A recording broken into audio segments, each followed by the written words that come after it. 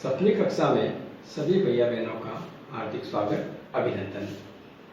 अपने पिछले 2 कालांशों में प्रथम पाठ के बारे में जानकारी प्राप्त की थी, पर्यावरण और पर्यावरण के संबंध में कई प्रकार की बातें, जिसमें पर्यावरण क्या है, पर्यावरण किसे कहते हैं, ठीक है।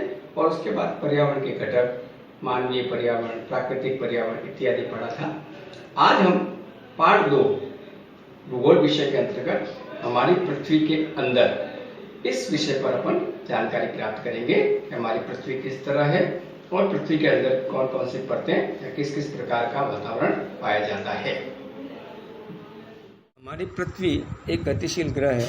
इसके अंदर व बाहर निरंतर परिवर्तन होता रहता है। कभी पृथ्वी के बाहरी भाग में हम परिवर्तन देखते हैं, कभी पृथ्वी के भीतरी भाग में क्या होता है। तो आज हम पृथ्वी के आंतरिक भाग में क्या है, यह आंतरिक भाग में क्या है, पृथ्वी किन पदार्थों से बनी है, क्यों इसमें परिवर्तन होते हैं, इन सब के बारे में पृथ्वी के आंतरिक भाग की जानकारी प्राप्त करेंगे। दिया गया चित्र पृथ्वी के आंतरिक भाग को प्रदर्शित करता है। पृथ्वी के आंतरिक भाग में क्या क्या पाया जाता है, कौन कौन सी परतें होती है, इन सब की जानकारी इस चित्र में दी है। जैसे स्थल मंडल दे रखा है, परपटी दे रखी है। ये परपटी पृथ्वी के ऊपरी हिस्से को कहते हैं। मेटल परपटी के नीचे वाला हिस्सा होता है और क्रोड जो होता है वह सबसे नीचे वाला, जिसे आंतरिक क्रोड कहते हैं। आगे हम जानकारी प्राप्त करेंगे पृथ्वी की परतों के बारे में। हमारी पृथ्वी आंतरिक भाग में एक प्याज की तरह एक के ऊपर एक संकेंद्री परतों से बनी है। इस प्रकार पृथ्वी के आंतरिक भाग की 3 परतें हैं। उनमें से पहली परत परपटी जो होती है, यह परपटी सबसे पतली परत होती है और यह महाद्वीपीय संहति में 35 किलोमीटर एवं समुद्री सतह में केवल 5 किलोमीटर तक इसका फैलाव है। महाद्वीपीय संहति जो है मुख्य रूप से सिलिका और एल्यूमिना जैसे खनिजों से बनी है, इसलिए इसे Cl कहते हैं।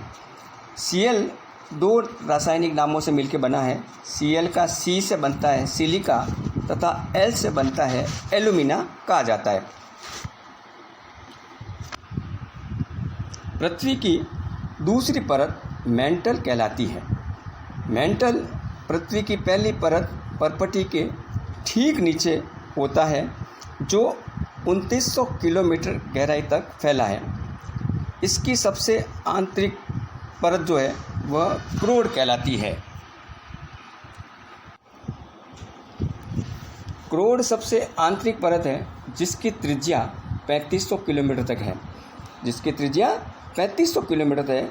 यह मुख्यतः निकल और लोहे की बनी होती है तथा इसे नीफे कहते हैं। नीफे 2 रासायनिक नामों से मिलकर बना है। नीफे का नी से बनता है निकिल तथा फे से फेरस होता है। इस केंद्रीय क्रोड, जिसे अपन आंतरिक क्रोड कहते हैं, इसका तापमान और दाब काफ़ी उच्च होता है।